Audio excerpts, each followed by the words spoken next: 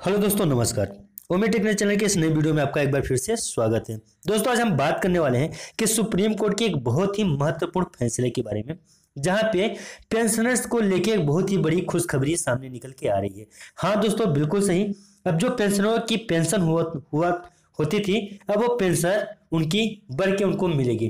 कैसे मिलेगी, ये सारी डिटेल्स और जानकारी हम जानेंगे इस वीडियो में। दोस्तों, वीडियो में बने रहें।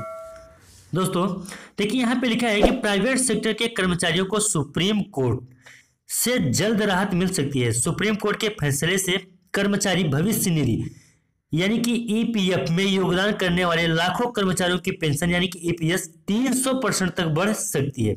अब कैसे बढ़ेगी वो हम आपको समझा देते हैं। तो देखिए, इसमें क्या है कि प्राइवेट सेक्टर के कर्मचारियों के लिए बेसिक वेतन को 15,000 रुपये कर दिया गया है। आपकी 15,000 से अधिक है तो सैलरी पर पीएफ 15,000 रुपये पर ही कैलकुलेट होगा। सुप्रीम कोर्ट इस सैलरी लिमिट को खत्म कर सकता है।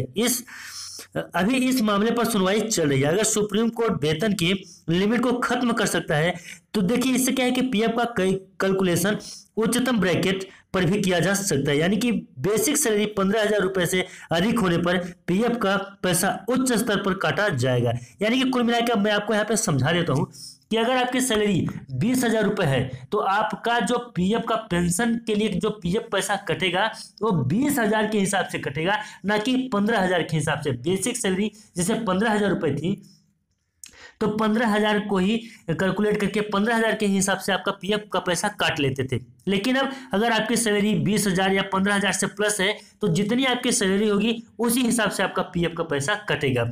इस हिसाब से आपको अब पेंशन बढ़ के मिलेगी। दोस्तों चलिए पूरे मामले को एक बार समझ लेते हैं। तो देखिए कि कर्मचारी पेंशन संयोजन योजना को केंद्र सरकार 1 सितंबर 2014 से एक अधिसूचित सूचना के जरिए लागू किया गया था। इसका निजी क्षेत्र के कर्मचारियों ने विरोध किया, पर इस ईपीएफओ सुप्रीम कोर्ट के एक एसपीएल दाखिल की। सुप्रीम कोर्ट सुनवाई करने का फैसला किया और 1 अप्रैल 2019 को ईपीएफओ की एसपीएल पर सुनवाई करते हुए कहा कि जो कर्मचारी अपने वास्तविक वेतन के आधार पर योगदान दे रहे हैं वे अपनी कंपनी के साथ संयुक्त ऑप्शन के साथ जमा कर रहे हैं, वे बिना औद्योगिक ऑप्शन योजना के लाभ का फायदा उठा नहीं पाएंगे।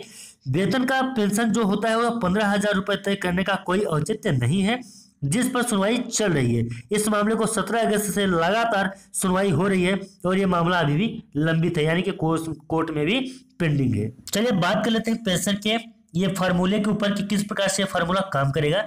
तो पुराने फार्मूले के मुताबिक कर्मचारी को 14 साल पूरे होने पर 2 जून 2030 से करीब 3,000 रुपये पेंशन मिलेगी। अगर सुप्रीम कोर्ट कर्मचारियों के पक्ष में फैसला करता है तो कर्मचारी की पेंशन बढ़ जाएगी। मान लीजिए किसी कर्मचारी की salary basic salary plus DA 20,000 रुपये है। पेंशन के फार्मूले के मुताबिक पेंशन 4,000 रुपये, तब 20,000 गुणे 14 और भागे 70 बराबर 4,000 रुपये हो जाएगी। यानी पेंशन में सीधे 300% का उछाल आ जाएगा। यानी कि अभी जो भी अभी आपको बेसिक सैलरी के हिसाब से पेंशन दिया जा रहा है उससे आपको सीधा 300% का उछाल आ जाएगा। दोस्तों ईपीएस जितने भी पेंशन भोगी हैं सबके लिए बहुत ही अच्छी खबर है।